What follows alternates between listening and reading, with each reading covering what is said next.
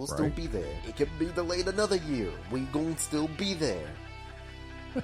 Another year after that, we will still be there. No amount of delays is going to prevent me from seeing this movie.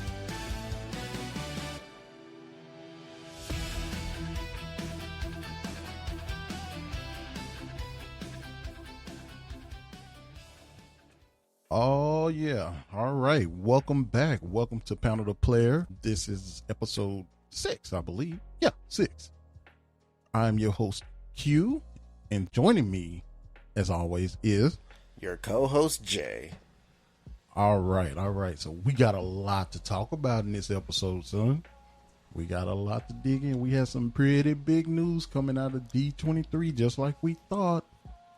So we'll get into that. We'll get into Lanterns are releasing this weekend, and I am hyped. I am so hyped for that. We'll get into that. We got a lot of Marvel news. And then in our main segment, our Panel the Player segment, we're going to talk about the future of gaming, what the future of gaming looks like.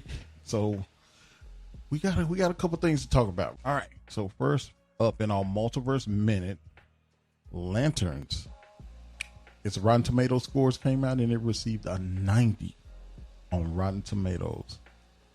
That is higher than Spider-Man Brand New Day. I take that back. It's the same as Spider-Man Brand New Day.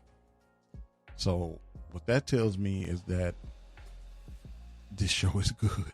Oh man. And from what I heard, son, the critics who watched it, they watched 7 of the 8 episodes. Now, obviously, they kept the last episode to prevent spoilers, but I'm excited for this show. I'm a huge Green Lantern fan. I mean, I'm gonna tell this real quick, and I think you may remember that, son. I know you've seen pictures, but when I think he was 3, he dressed up as Green Lantern, like the whole ring, everything, and I had the Green Lantern shirt, and it was just for a party of his, and that was because I loved Green Lantern. So I'm excited about this, man. I cannot wait. We're recording this on Sunday, so the episode's not out yet, but it'll release later on tonight, and trust me, we will talk about a little bit of that next week for sure. Son, what are your thoughts? You excited for Lantern? Absolutely, man. As I said last week, people are too harsh on the DCU right now. Yeah. Like, absolutely. Only Supergirl was a miss, and even then, I don't think it was a bad movie. I don't think Supergirl was bad at all. I just think it underperformed. Like, it did. Obviously, it underperformed, but like, I don't think it was bad. Like, to me, Supergirl was like the average Marvel movie they put out like these last few years. Mm-hmm. Like, not a diss to Marvel or anything, but like, it was just an average movie. So like, the fact that we have like Superman, Creature Commandos, Peacemaker Season 2, Lanterns, all of these in the 90s and 80 ranges on Rotten Tomato, that tells you like, hey, James Gunn knows what he's doing. One miss does not define the whole universe. No, it doesn't. And that's what we talked about last week with David Zaslav came out and backed him. He was like, hey, we trust the vision. We trust the vision that DC is headed. Like you said, one stumble, that's not going to deter the vision that they have. And I'm excited for that. I'm excited to see their vision come true. It's like you said last week, you don't expect to just dive into Justice League right after 1 or 2 movies. It's a slow burn. It's a slow process. Trust the process. And I'm excited for it. Now, while we're on DC, Tom King, he said that he's not involved in the Wonder Woman movie. And since you got beef with him, your thoughts, son? Thank God. Stay away from her. We ain't getting much Wonder Woman right now, but whenever we do get something, you stay far away. I agree. Away from her. I agree. Stay far away, sir. Please do us all that favor. do us all that favor. You had one good comic book in Woman of Tomorrow, Supergirl. That's it. Yeah. I knew this was gonna be music to your ears, that he wasn't involved in the Wonder Woman movie, and he was basically like he wished them luck or something like that, something to that effect. But I can't wait to see. I know there's been rumors about who will play her. I'm not sure. I really don't have anybody in mind that I'm like, yeah, she'll be a good Wonder Woman. I don't. I'm gonna trust James Gunn and Peter Safran and see where we go with that. Yeah. And another thing on DC, Waller and Paradise Lost have been canceled by HBO. Correction. They are not canceled. They're just being put on the back burner because apparently HBO doesn't want to run them necessarily. Really? Yeah. Really? So it's actually HBO and not James Gunn, like people have been saying. Yeah. Well, I knew that. I knew it wasn't James Gunn. Especially Waller. I was looking forward to that. I mean, and Paradise Lost, yeah. I mean, I guess I was looking forward to both of them, but Waller more because I was interested to see the route they would take with her. And I think it was Viola Davis was still going to be still playing Waller. Amanda Waller. I believe it is. Yes. Yeah. I believe it is. I'm like 90% sure of that. All right. Now let's move on. So I found this kind of funny, son. Christopher Judd, who we know is the voice of Kratos in the video games of God of War, he came out and he called out the writers of the show for not hiring writers of the game. And he was basically saying they spent all these years, they know the lore inside and out. And he was a little bit upset about that they didn't try to hire writers of the game. I mean, I get where he's coming from. But at the same time, you know, I'm pretty sure the writers of the show have some kind of knowledge. Are they in depth as that? I don't know. But I'm pretty sure they have some knowledge of God of War. And maybe they bring in a fresh take on it, a different take on it. Who's to say? But I mean, he's entitled to his opinion. I mean, the man is Kratos in the game, so I'm pretty sure he knows a little something about that. But hey, I don't have a problem with them not hiring the writers. I mean, maybe they went to a couple people for advice or something. But hey, I'm not sure. What are your thoughts on that, son? I think they didn't need to hire the full writing team, you know? Like maybe like one or two people to fact check and make sure something from the live action series doesn't contradict something from the game. Yes. And maybe they do. Maybe they're going to do that. Maybe they have an advisor or something. Maybe. I don't know. I haven't dove too deep into that. I just found that kind of funny.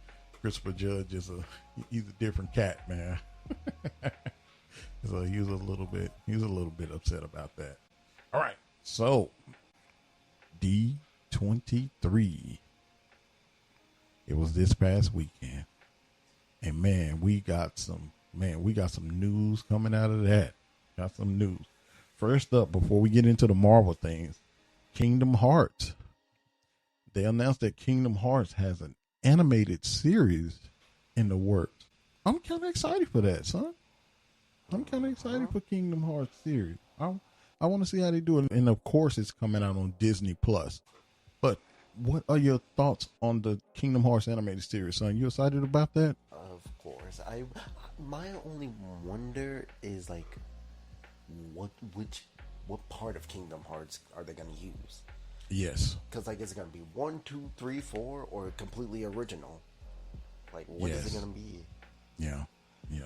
And if I'm not mistaken, I think it comes out next year. I could be wrong. I need to fact check that, so don't quote me on that. But I think it comes out next year. But I know the game comes out next year. They just said 2027 I don't think it has an official release date. Does it, son? No, just late 2027. Okay. Late 2027. So, which there are a lot of 2027 games. There are. Yeah, there are. There are a lot of 2027 games coming. So, but I'm like you. I would love to know what route they're taking with the Kingdom Hearts animated show. I would love to know that, because we know that universe is pretty vast, and they could go either way. They might just have a mixture of it, to be honest with you. They might just have a mixture of it and just mix it up, which I'd be fine with that too. Not a problem at all. Not a problem at all. Now, Vision Quest. At D23, they released a trailer and they dropped the release date of October 14th. So we only have to wait 2 months for that. And also, I think you said it maybe a episode or two ago that Ultron would be back in it. And sure enough, he is in it. And actually, he's in human form on there as well. And it's actually James Spader playing him again. And that's the one thing that I love about Marvel. Sometimes they bring back the characters, well, the actors that make the characters, I should say. I mean, look how long Hugh Jackman has been playing Wolverine. As Deadpool said, till he's 90. The first X-Men movie came out in 2000. This is 26 years he's been playing Wolverine. And I know we talked about whether he's going to be in the new X-Men movie or whether not. I don't know. But I love when Marvel bring back those actors. I mean, like how they brought back Blade. Like how they brought back Elektra. Both of them in Deadpool and Wolverine. I love when Marvel does that. So to see James Spader still playing Ultron, I was excited about that. Son, you looking forward to Vision Quest? Mainly because of Ultron, I can't lie. Yeah. Like, no disrespect to anybody else, of course. But, like, Ultron's, like, one of my favorite villains. And, like, the fact that this is only his second ever appearance is kind of... it doesn't sit right with me. The fact that he should have had, like, a saga, like, Thanos to build him up, when you really think about it. You know what? That's a good point. When you really think about it, I agree. He should have. He definitely should have, because he's one of those villains. He's a top tier villain. He's not a lower tier villain, like, let's just say like Whiplash or something like that. He's a major threat villain. I mean, he should have had more shine, but I'm glad he's getting a chance again. And like I said, I'm really glad that James Spader is still portraying him. But the one thing that scares me is I'm not sure if he's gonna be a villain in there. It doesn't seem like it, does it? Yeah. But like they did keep hyping him up and like saying how dangerous he was to have around. Mm-hmm. So I have a feeling at like towards the end of the series that he will make it seem like he's been good this whole time. But in reality, he was just taking his time, and eventually at the end of the series, he comes back into the actual physical world as Ultron once again, and maybe even upgrade himself to be more comic accurate looking. That's what I want for him. Yeah, hey, I like it. I like where you're headed with that. And you may be right. Because I don't want to see him as a good guy or even a tweener. To me, he's a villain, and he should be as so. Now, and like I said, I think they may have a little something up their sleeve with that one. All right, now here we go. This is the main course. Right here. X-Men. They announced a lot of casting. First up, we knew Kit Connor was playing Cyclops. We knew Sadie Sink was playing Jean Grey. We knew Samara Weaving was playing Emma Frost. We didn't know if we were going to get a Magneto casting. We didn't know if we were going to get like Beast or anything like that. What we got Storm, we got Rogue, we got Professor X, and we got the villain. So the villain, it is Adam Driver, and he is playing one of the rumored villains, but it's not Magneto. And I like the video. He teased it, son. He said, I'm glad to announce that I'm playing Magneto. And then he was like, oh, wait, no, I'm not. But he's playing Mr. Sinister. When I say perfect, take it away, son. As I said before, I definitely see him as a Mr. Sinister. Like, seriously. Like, he has that look. Like, it's like one of the perfect castings for him in the MCU specifically. Mm-hmm. Mm-hmm. Like, he has the goatee, he has a mustache. Like, get paint his skin pale. Give him spot on. He bulks up a little bit more. Yeah. Spot on. Like, spot on. Really, the only thing they have to do is have him bulk up and paint his skin, and he already has a look complete. Give him some contact lenses, and oh my god, that's just Mr. Sinister. Either contact lenses or they like digitalize them or something like that. I feel like contact lenses would be easier to do. I do too. That's perfect casting. I mean, I'm a fan of his. The man played Kylo Ren. I'm a huge fan of Adam Driver's, man, and that was the perfect casting. I really couldn't see anybody else playing Mr. Sinister. I really couldn't. I mean, like you said, the only thing he has to do really is just bulk up a little bit, not even a lot, because I'm pretty sure he's still in shape and got a little cut to him. But maybe just a little bit. And also, I like the way she did this, though, son.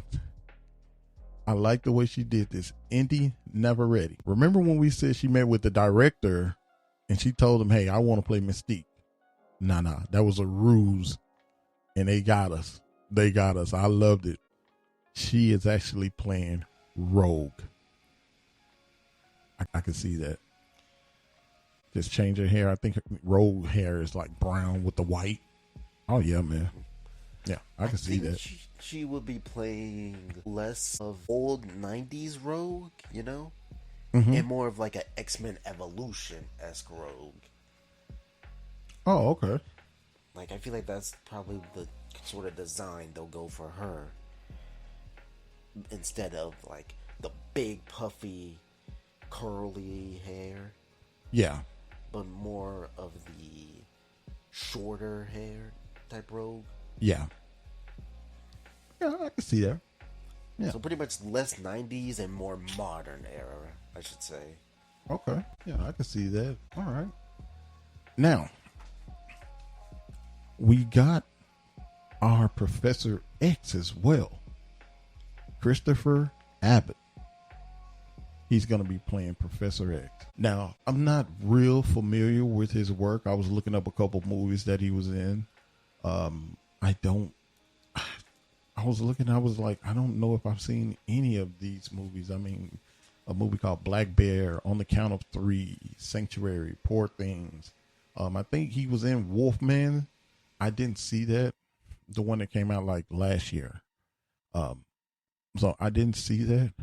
But looking at him, I'm like, okay, I can see it. Of course, he got to shave the dome.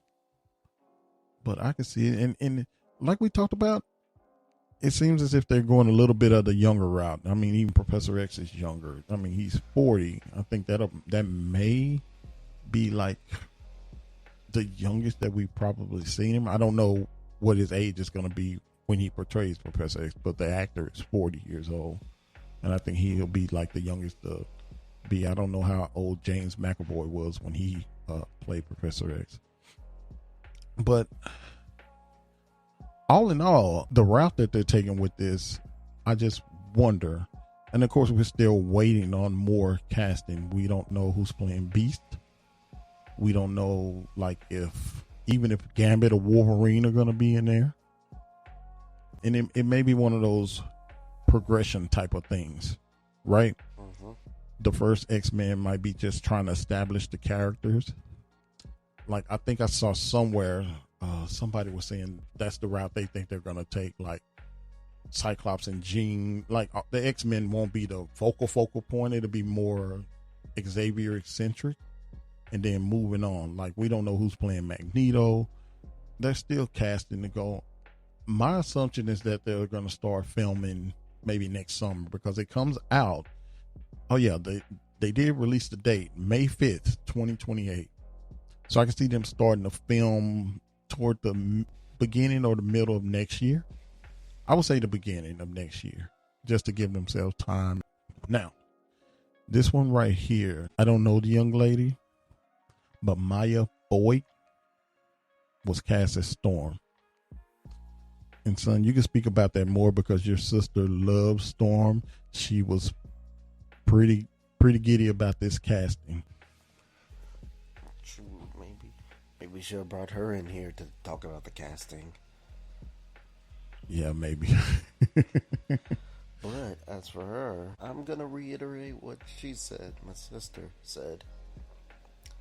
And she liked it. She loved the casting because she wanted a young, dark-skinned Storm. Exactly. And that's exactly what she is, a young, dark-skinned Storm. Yeah, exactly. Like, and she kind of has the accent. I don't know if you listened to her any. But like I hadn't. But she kind of has, like, the accent. You can tell that, like, Yeah. She'll be able, she can definitely pull off the accent. And another thing is she's not really, she doesn't come from, like, movie acting, I don't think. Yeah. She's a stage performer. She did a lot of, like, Broadway and things like that. So I'm not even sure if she's been in a actual movie. I was looking at her credits and things, but I think she's only done stage. This would be like her debut. To debut as Storm? Man, gotta be impressed. You have to be impressed with that. Storm is, like, on the Mount Rushmore of female superheroes. Absolutely. 100%. Like, I think it's Wonder Woman, Storm, Jean, and Invisible Woman. It should be. I mean, there are probably more, I would say, but that's, that'll be up for debate.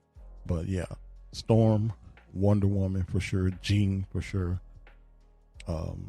Invisible Woman, I don't know about that one, but there are probably some other ones that I can think of, but I just can't think of, like, right now off the top of my head.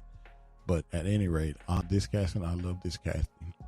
And like I said, they usually do a good job. We've talked about this a couple times, how Marvel does a good job at getting lesser known actors, because I think it's disrespectful to say unknown.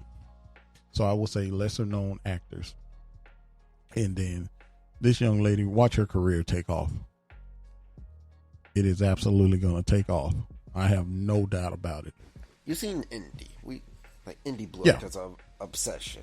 She played Nikki in Obsession. This is about to be. This is gonna be her year, pretty much. Like, whenever X-Men comes out. Yeah, these next few years, don't be surprised if you see her in so much stuff. Oh yeah, absolutely. Don't be surprised if you see any of them, like Cyclops. We know he's in the Elden Ring movie. Yeah. You know that's probably gonna make about $1 billion. Yeah. You would hope. I don't know. $1 billion is. I don't see Elden Ring not making $1 billion. Well, it may make $1 billion. Let's say it like this: if everybody who bought the game year one, well, yeah, like yeah, when it first came out, if everybody who bought the game then goes to see it, that's $1 billion already. And I said year one. Well, yeah, when you think about it in that sense, absolutely. But I like it. I like the casting of all of them so far. Like I said, we're still waiting on a couple more. Those were the only casting that was announced at D23. So we're still waiting on more. I would expect over the next month or two we'll get Beast, because I'm like 99% sure Beast will be in it. I mean, the bond that he has with Professor X, I can't see Beast not being in it. Magneto for sure. I feel like Magneto will be a post-credit thing. You know what? Maybe.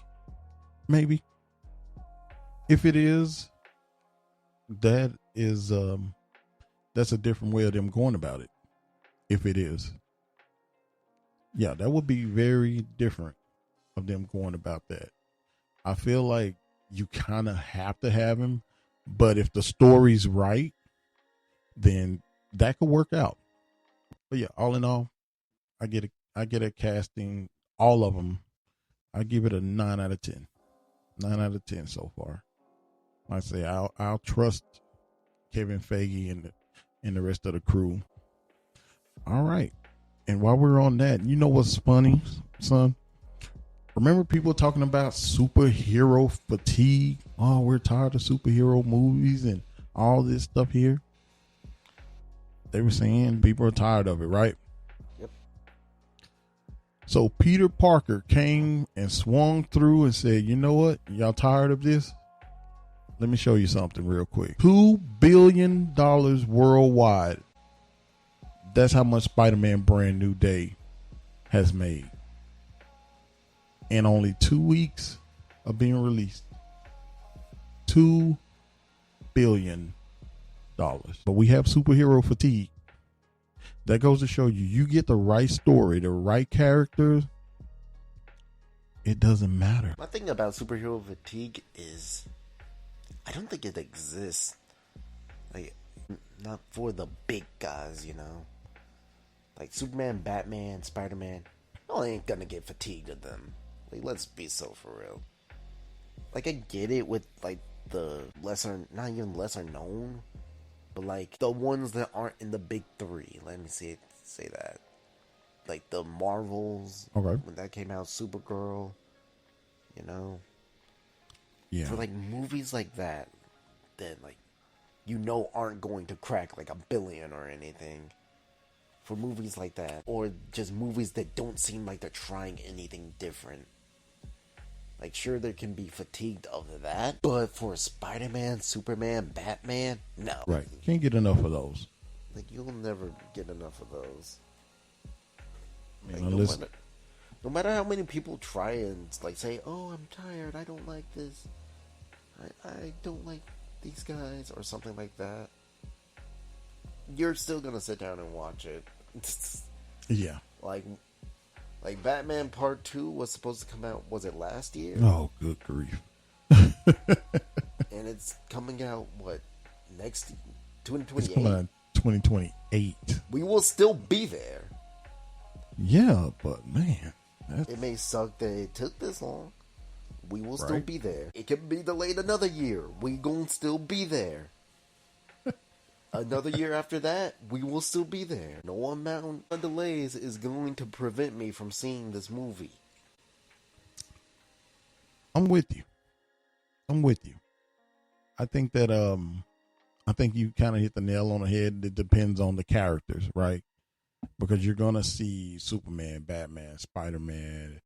I don't know if let's just say Booster Gold.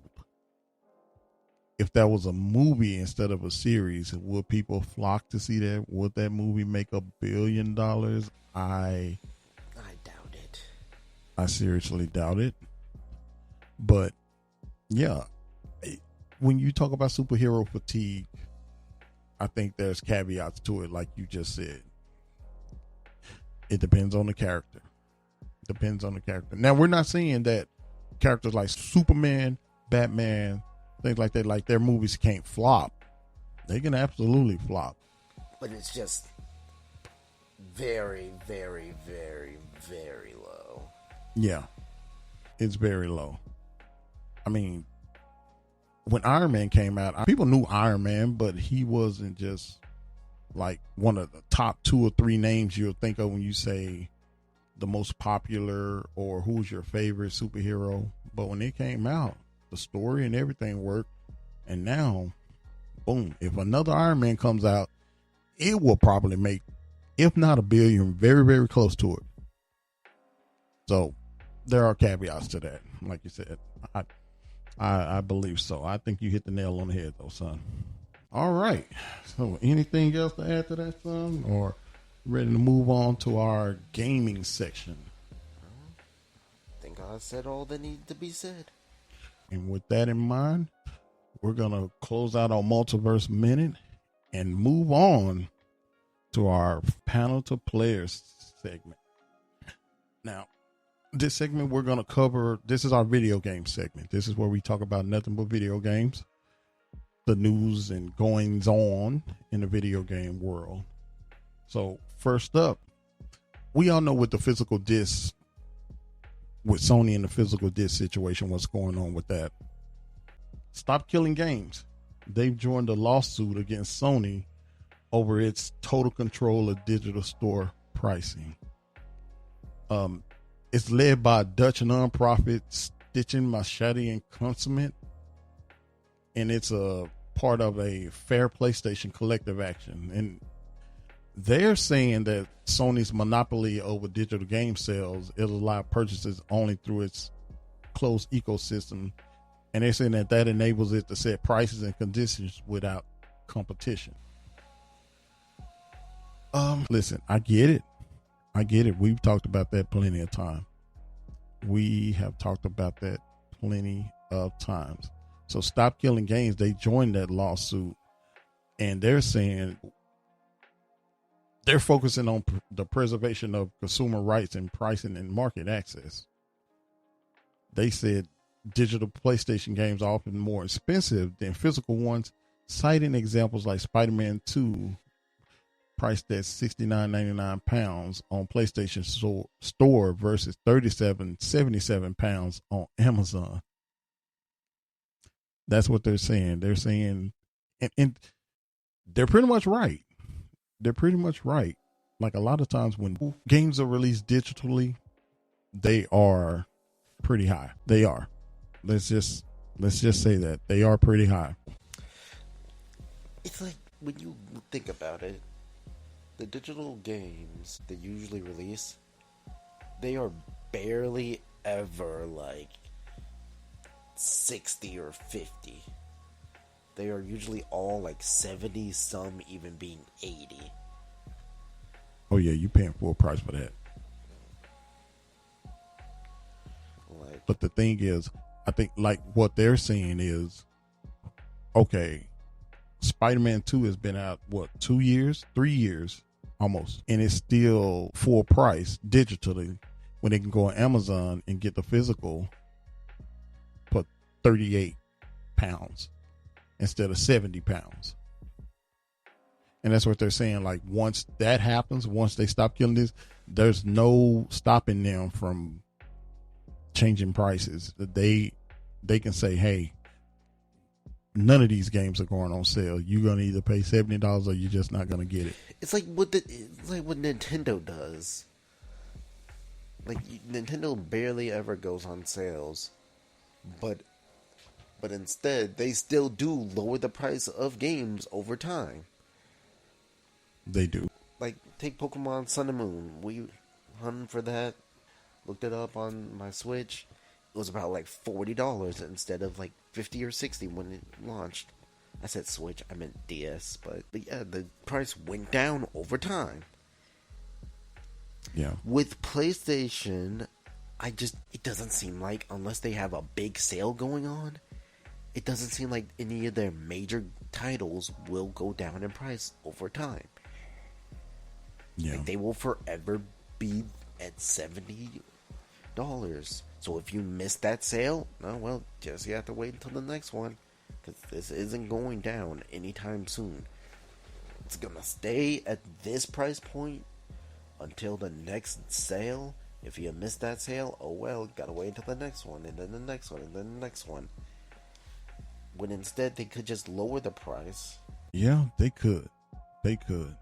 And hey, more power to them for trying to sue. I mean, I think that one of the things that they're saying that Sony that they'll gain even more control over sales, price, and conditions of the new PlayStation games, and that they do that by limiting physical media and causing the disappearance of secondhand video game market, which, like they're saying, like stores and things like that. I think I saw something that said like stores like Best Buy and a couple different other ones, they've stopped stocking their shelves. And we're still like almost a year, 5 months away. And they've already begun that process. I mean, for me, I don't have the energy to keep talking about this because it is what it is. I'm upset. I'm angry because I want that option. I want that option. But we've said this before. It seems no matter what you do, Sony not walking it back. I think there's only one thing you can do. Stop buying digital. If we lower the gap between digital and physical, then maybe that'll give them something to think about. That'll let them know, hey, we're serious about not supporting this digital crap. We're serious about that. Other than that, I don't know. I don't know if anything else will work. I really don't. Because if you ask me right now, I would say it wouldn't. That would be the only thing that they would even remotely consider, because they have data. I don't think they just made this up on a whim. They have data for this. So that's the thing about it. They've done their research. They have data. I mean, Lynn Tao, she said it. She said it. They have the data, though. And that was the only thing that can probably change their mind, if they have this data that shows, okay, wait a minute. That'll give them something to think about it. Not saying they'll change their mind by any means, but that'll give them something to think about. As I said before, and I'll say it again, I don't think they considered anything really. Yeah. Like, they are sticking to it. Like, it's a stupid thing to stick to. Because, like, you're just removing a large part of your audience. Like, even if it was like 10%. Even if it was like 10%, that's 10% sales you could have gained. Yeah. Like, why would you? You're just shooting yourself in the foot doing this. That is definitely true. I mean, I got this article off of Kotaku. I got that article from them, and like, it was some people, I'm not going to read the comments, but there was some people bringing up some interesting points in the comments. So if you guys want to go check out that article on that, it's an interesting read for sure. But like I said, I mean, I don't think we need to go over our feelings again. Our feelings are known that we support physical. We support having that option. If you're strictly digital, then by all means, but just respect the fact we want that option. That's it. That's it. And that's all. We just want to have that option. Yeah. Now, let's move on to Xbox, son. So Asha and the crew decided to stop by Bethesda Games by their headquarters in Maryland.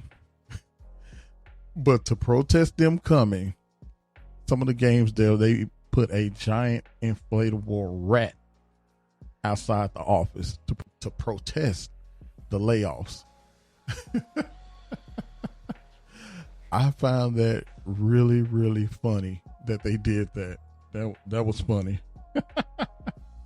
They, of course, they're talking about all the layoffs and everything that was going on with Xbox Store laying off everybody. But Asha stopped by there, her and a couple of the other execs. She actually played. She saw Elder Scrolls 6. She said it looks phenomenal. I mean, but what else is she going to say? I mean, to be fair, if you want a game to be better, then you might as well be honest with people, even if it hurts some feelings. That is true. And she strikes me as a person that's a straight shooter, though. So I trust her. She says that, hey, it looks good. I think it looks good, but them with them putting out a giant inflatable rat out there, y'all ought to see this thing. If not, I got this off Kotaku, and it says one flag equal one person laid off by Microsoft, and then a big rat. I mean, that thing looks like it's probably about a good 30 feet tall. They called the rat, I didn't realize, but the rat has a name. They call him Scabby. Scabby? Yeah, Scabby. It said, in addition to inflating the giant, ugly, beloved rat, developers took action both inside and outside the office. Member of Bethesda Game Studios Union planted 800 red flags outside their office, each representing a person who had lost their job since July 2025. Nathan Hahn, he's a member of the union, he said, each flag was a public reminder of how many people management cut from our teams, not just our colleagues and co-workers, but our friends at the end of the day. He said, we heard Microsoft leadership was coming to our office this week, and we decided to make our presence felt visibly at the office to show how our developers have been impacted by these devastating layoffs. I mean, kudos to them, man. Use your voice. Use your voice whatever way you can. Whatever way you can, because that is a lot of people to be laid off. And these guys, a lot of them still looking for jobs, son. I don't know if you know that. A lot of them are still looking for jobs. Yeah. It's crazy. That's a scary thing about it. Like, some of them laid off a whole year ago still can't find a good job. Still can't. Still can't. It's sad. And you got some people be like, oh, that's just the way it is. No, it's not. No, it's not. I mean, we talked about that a couple episodes ago when Asha said they're laying off all those people because they're trying to return the company to profitability. Because Uncle Phil, when he was there, Phil Spencer, they bought up all these studios. I mean, this right here, listen to this. It said former Xbox owned studios, Double Fine and Compulsion Games, have been spun off, becoming independent again, with both studios undergoing layoffs in the aftermath. So Xbox cut these studios, who then laid off people. So it was a ripple effect. I mean, wow. I like it though, because they're fighting back. Because they're doing this, they want to stop the bleeding. They want to stop the bleeding. And listen to this. It says on August 18th, Xbox workers, in coordination with the Communication Workers of America, they'll hold their own rally across the U.S. and Canada to protest layoffs and demand fair contracts for union members that are likely to include layoff protections. So they're using their voice. They're doing this the right way. They're fighting back. And I applaud those ladies and gentlemen, because it's not right, man. It's not right. Somebody in the comments, they said it's a nice sentiment, but the only thing that might change anything will be an extended strike. Just stop working on these games until Microsoft agrees to come to the table and negotiate with the union. Because they said Microsoft leadership, they don't care about small red flags or inflatable rats. They care about maximizing quarterly growth and making shareholders happy. If you want Microsoft attention, you need to put all that risk by not working on products or services that would help earn that growth. I agree with Microsoft not caring about nothing but the almighty dollars and making shareholders happy. That's all they care about. Shareholders, investors, making them happy, showing them, hey, we're making money. We're making money. That's what they care about. That's absolutely what they care about. Go ahead, son. Asha seems nice, and like she seems like she's trying to lead Xbox into a good direction. But at the same time, she's simultaneously shooting herself in the foot. Yes. Like, it's not entirely her fault, because she got pretty much dealt a bad hand. She definitely did, man. She definitely did. I feel like there were better ways of getting out of a bad hand. There are, and she has to figure that out. They have to figure that out over at Xbox, because right now it's not good over there. It's really not. And while we're on that topic, this is what we wanted to talk about. I mean, what is the future of gaming? What does gaming in the future look like? In about 10 years, what is gaming going to look like? I say this. cloud gaming is not the answer. I am absolutely against that. I am absolutely against cloud gaming. We're not doing that. I've barely heard, I've not heard much about cloud gaming, surprisingly, so I don't even think big companies think that highly of it. I would hope not. I would hope not, because nobody wants that. That is a non-starter. I mean, we're headed into a digital future. I mean, it's going to change everything.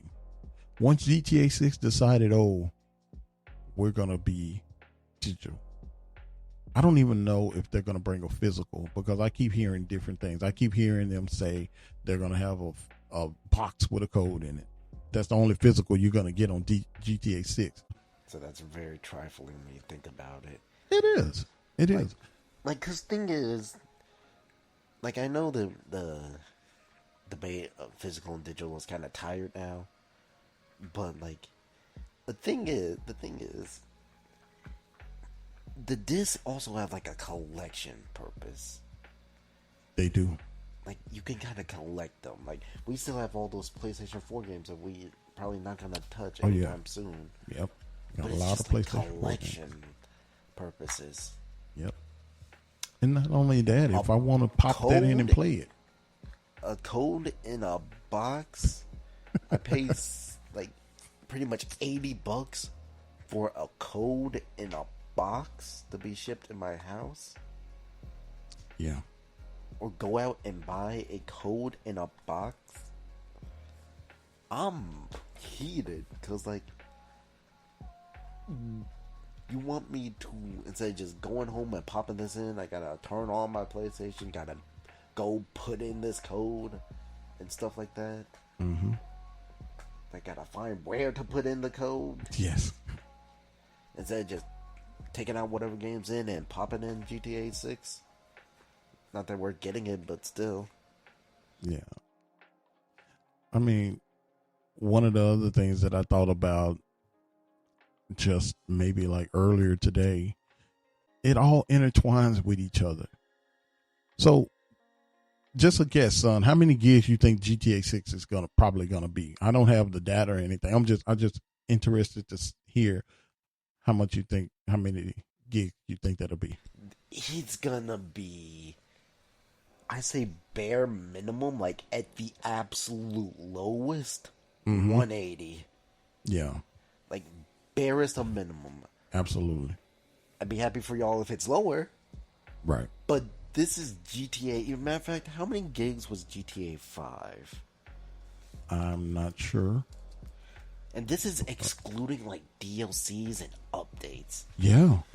Just base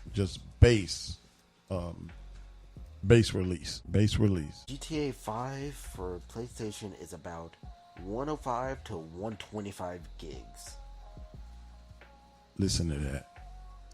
And apparently, although the leaks and rumors, they're calling it anything, they're spewing out a bunch of different numbers, but apparently it's going to be between 150 gigs and a ginormous 676 gigs. If it is 676 gigs, you can't have any more games besides GTA 6 on installed.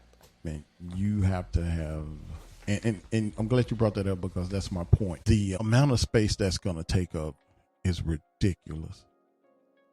So people are going to have to buy more RAM, which is sky high right now.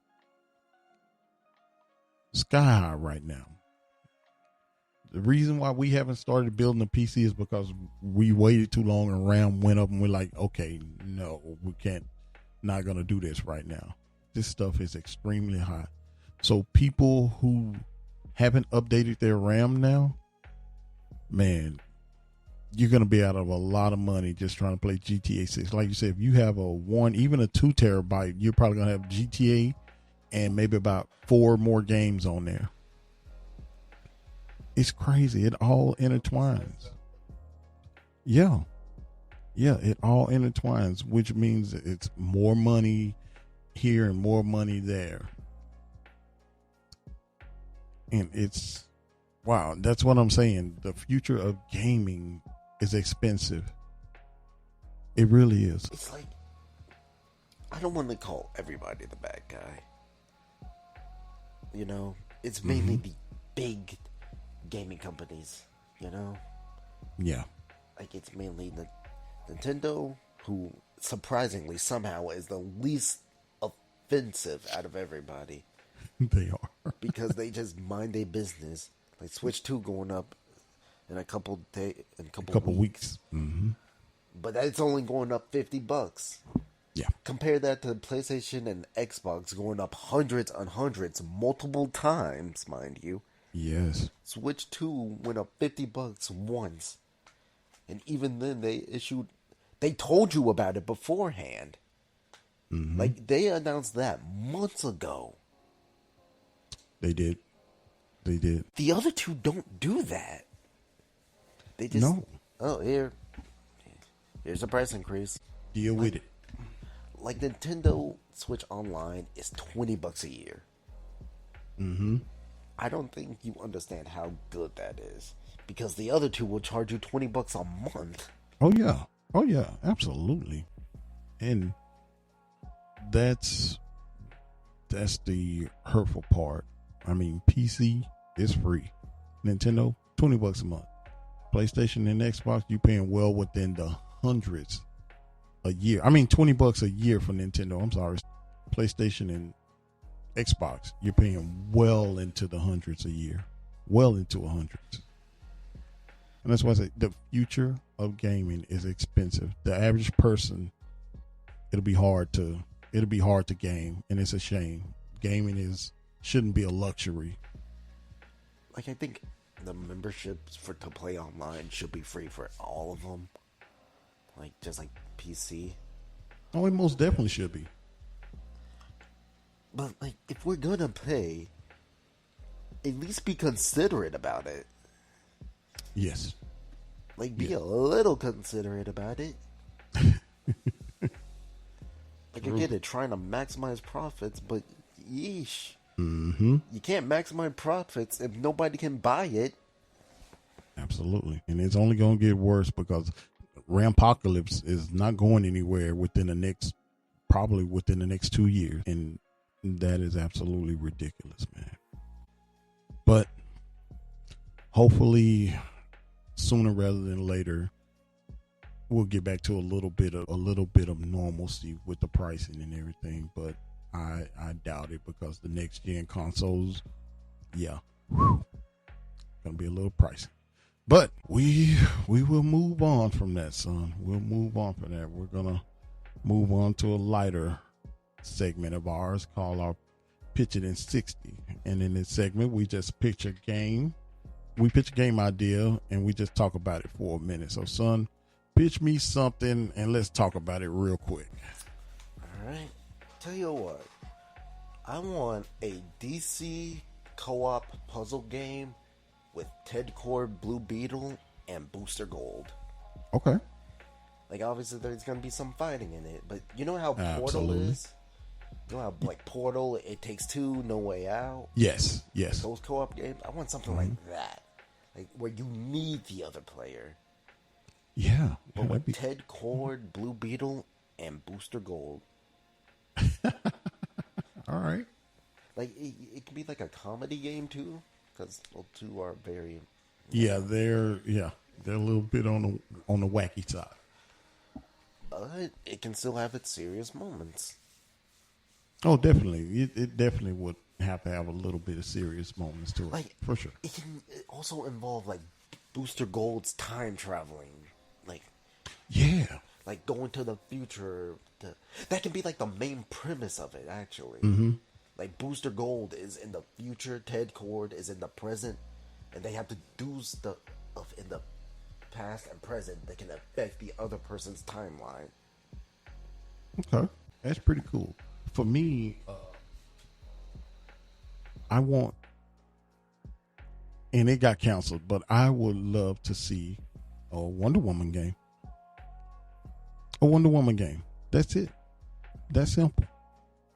I would love to see a Wonder Woman game. I have no idea why that game got canceled. We were looking forward to that. Remember when it was announced? We were like, okay, Give me a How Wonder Woman many game. superhero games have been canceled? Yeah. Too many. Oh, when's the last time you heard about that Captain America? And Exactly. like, Yeah. apparently it's still coming out, and I Captain hope America it's still and the Black coming Panther out. game. Yeah. Yeah. But we haven't heard about it in how many months? It's been a while. It's been a while. But yeah, I would love to see a Wonder Woman game. Single player. I don't need multiplayer and things like that. Just a single player. Cool. Who's that? It'd be cool to have a multiplayer. It would be cool. Like you could have like Nubia be player 2 or something. Yeah. Well, I would say start out with single player, and we'll see about that. But yeah, I would love to see a Wonder Woman game. Can we make that happen? I don't care who makes it. I don't know if Rocksteady or anything like that will make it. I don't know. But I would love to see that. Love to see it. All right, cool. All right, son. We're going to move on to our hot take arena. And this is just our segment where we just give a hot take. And it may make some people upset, but that's why it's a hot take. So, son, give me a hot take. Let's do this. It might be a hot take, might not be. Okay. But looking back at it, the Spider-Verse, Snyderverse, it was trash. Well, like they had a good start. Man of Steel, good start. Superman was a little out of character at some points. But to immediately follow it up with Batman versus Superman, and then you waste the death of Superman this early. The death of Superman is such a big monumental point in comics because it's the first time we see Superman die. Yeah. And you wasted on your second movie just for him to come back the very next movie. No build up, no plot, nothing. Just he's back. I don't even remember how he came back. Do you? Matter of fact, let me also add another thing to this. The DC animated universe was better than the Snyderverse. Oh, that's absolutely. Oh, that's for sure. That is absolutely for sure. Like, I get that doing animated movies is a lot easier. Not even, I wouldn't even say a lot easier, just easier in general than doing live action. Because you have more freedom, I guess. Like, you're not limited by visual effects. You're just limited by time and how much you pay your animators. Listen, the DC animated, those movies are goated. I mean, those movies are on point. The Death and Return of Superman, all those Batman movies, Batman, Hush, things like that. Those movies are goated. The Green Lantern, Beware My Power, the one that's about Jon Stewart. Green Lantern First Fight. Yeah, those movies are goated, bro. And it's like they introduced so many characters to like more mainstream audience, like Constantine. Like you and I, we knew about Constantine before these movies, but he wasn't like he was more like a D tier now. He's not like A tier or S tier character now, but I think those movies upgraded him to like a B tier. Yeah, they did. I mean, he had a huge part in some of those movies. Like towards the tail end of the universe, yeah. And like, granted, the movies are brutal. They're very like some of them are. Yeah, some of them, especially those Batmans. Ooh. They can be very graphic and brutal, but they're still good. Oh yeah. Oh, absolutely. It's like I'm sad that it ended the way it ended. And like they couldn't get a new universe after resetting it.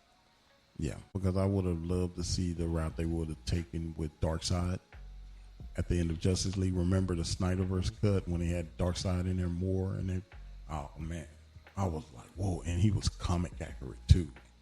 Whew. Yes, but now we have to wait for Mr. Miracle's Darkseid. Yeah. But he will be animated first. He is confirmed to be in there. Yeah. He will be animated first. But I trust in James Gunn to deliver like a mean looking Darkseid. I do too. Yeah, I do too. I trust him to deliver a Darkseid that we want. Yeah. Like I say, he looked good in the Snyder cut. He did look good. Like when it was him and Granny Goodness and whoever else. I can't think of who that was. Cabal there? Was it Cabal? No, I don't think it was Cabal. I can't remember who it was, but I don't think it was Cabal. But anyway, he looked good in that Snyder. So that's good stuff, son. My hot take is that I don't know if this is a hot take or anything, but it's on Marvel. The 3 Captain America movies, that was the best trilogy set of movies in the MCU. Captain America First Avenger, Captain America Winter Soldier, Captain America Civil War. I still think it should have been called Avengers Civil War, but it should have been. The only ones that weren't in there were like Thor and Hulk, I believe. But those 3 movies, those were better than Iron Man 1, 2, and 3. And those, to me, Captain America Winter Soldier is probably the best movie in the MCU. Right there with Endgame. To me, Captain America Winter Soldier is like one of the top 2 movies in all of the MCU. That's my hot take right there. Yeah, that's my hot take. All right, son, let's go on to Controller Check. This segment, we just talk about what we've been playing, watching, or reading. I'll start with this one. So what I haven't been playing anything really. I dipped in Tokon. I didn't get to read Ninja Turtles Last Ronin, but I did get to finish up X-Men 97 Season 2. And it was so good. It's so good. I recommend, if you haven't seen this, son, you can go watch it. And you guys too, if y'all haven't seen X-Men 97 Season 2, go check that out, man. Go check that out. That, man. All right, son, what have you been watching, playing, or reading?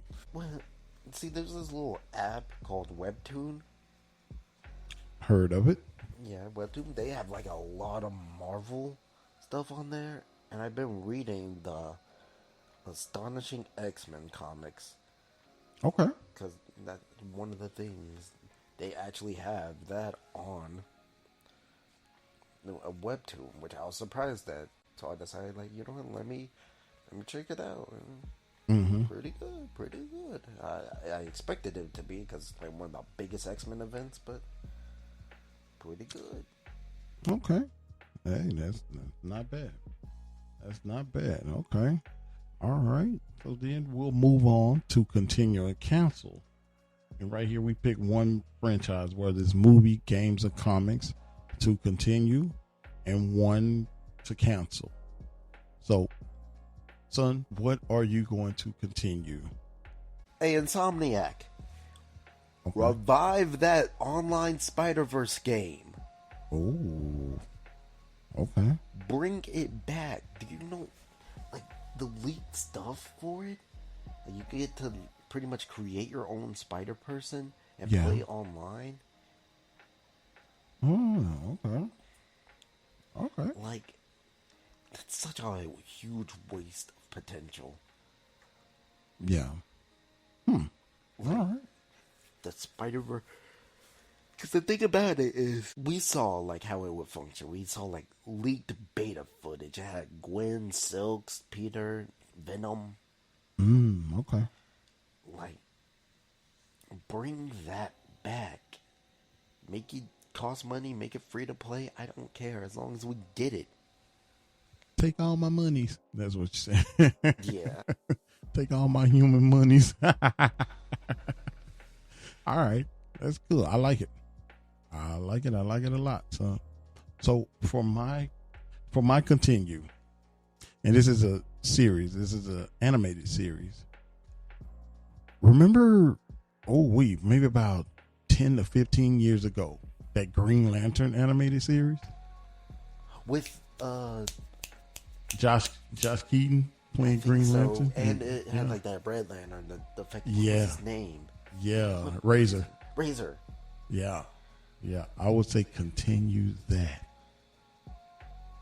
Those DC shows, those DC animated shows, because that came on with Young Justice. Remember they were doing the whole DC Nation thing? That and Young Justice. Matter of fact, I say that and Young Justice. Because I know they did bring Young Justice back on HBO Max a couple of years ago. Keep that thing going. Those shows are goated. And it's a shame Green Lantern only got one season. I would love to see another season out of that. I'd be definitely fine with that. All right. So for counsel, son, what are you counseling? Once again, going back to the comics, specifically Marvel, but like the current Avenger run, once again, man, it's pretty bad. It's pretty bad. Like I've always held the opinion for the past few years that while Marvel may have the games and movies, DC is destroying them in comics, man. Yeah, I agree. Absolute destruction. It's not even a comparison. Yeah, I agree. They are. I feel like Marvel is like losing. They're focusing too much on outside the comics now. Like they want everything. They're focusing too much on that, and it's affecting their comics. Yeah, they definitely putting boots to you know what with them. Like sure, DC really only needs the games, if we're being truthfully. Like the DCU so far has been good. They're kicking butts in comics. If DCU starts getting better games, then what is Marvel gonna do? Or games at all? I mean, come on. Games at all. Yeah, but like even then, more DC games. The Lego Batman game just came out, and I think it's in contention for Game of the Year. You know, we have, let's say, in a couple episodes down the line, we're going to talk about our contenders for Game of the Year. So just keep that in mind. Absolutely. We're going to talk about Games of the Year. So my counsel, son, this one's going to hurt a little bit, but I think after this, that should be it. Kingdom Hearts. After this one, I mean, where do we go after this one? I know there's always more Disneylands and characters and things to explore, but after this one, I wouldn't say cancel, but this one, we need to kind of adjust after this one. Like how I said last week with FNAF. Yeah. We'll adjust. Maybe not cancel, but like just kind of readjust. Now, Kingdom Hearts is not multiplayer, right? No. There you go. That's how we'll make it different. We'll make that sucker multiplayer. I don't think there's been a single multiplayer Kingdom Hearts game. No. I'm talking about spin-offs and mainline. Right, that's what I'm saying. That's what we would do. So I would change that from cancel to just adjust it, but I would say adjust a little bit, just kind of tweak it. Like the weird part about Kingdom Hearts is that you're always with somebody. That's what I'm saying. Just make it multiplayer. Make somebody play Donald or Goofy. For the first time, I know they say Mickey's going to be playable. So come on. And Donald and Goofy, actually. Yeah, all of them are going to be playable, but I'm not sure if it's co-op. Yeah, if it's not co-op, then I say switch it up a little bit. Something like that. Like, I think there's still a lot to explore with the games. Especially since Kingdom Hearts 3 kind of left on a cliffhanger, if I remember it correctly. And there's a lot more Disney universes to explore and video game universes. I mean, you have it in there. Just go play it. I do. All right. That was fun, son. That was fun. All right. That's going to do it for this episode. We're going to wrap this up. Don't forget, guys, rate the show, follow the show, drop us a comment, hit that 5-star, give us a thumbs up on YouTube as well. Let us know what you think about this, and let us know your thoughts as well. What would you guys continue or cancel?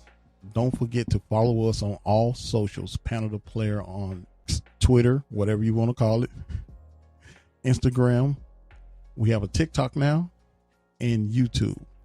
Panel to Player across all socials. So with that in mind, we're going to go ahead and get out of here, close this out. Any thoughts, son? Nothing besides from the panel to the player. The adventure continues. We'll see you guys next week. Thank you so much.